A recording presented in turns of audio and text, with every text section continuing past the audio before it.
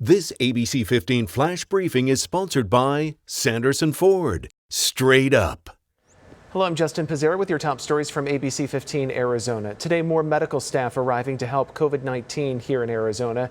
ABC15 going inside a state warehouse where Arizona's Division of Emergency Management has supplies ready to go if or when field hospitals are activated. On Wednesday, the vice president said 500 medical staff are on their way to Arizona. The National Guard clarified that, saying 200 will be here by the end of the day, and they're working on contracts to get that up to 500.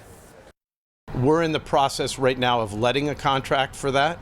The contract is in final review. We have a vendor, and we're hoping that once we get those folks on contract, the need for these federal assistance folks will be relieved.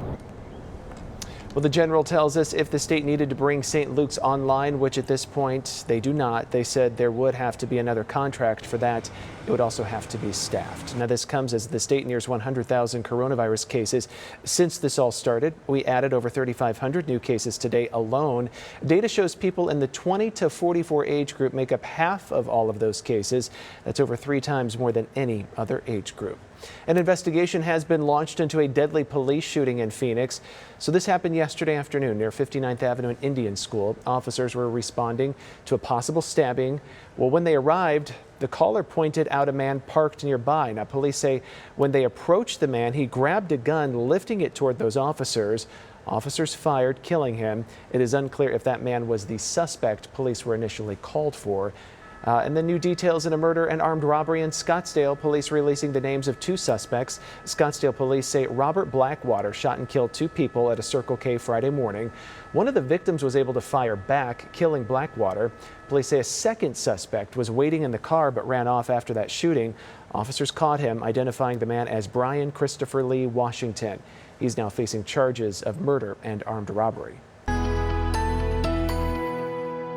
Tracking your most accurate forecast, I'm meteorologist Jorge Torres. We are expecting another round of sizzling hot temperatures for the next several days.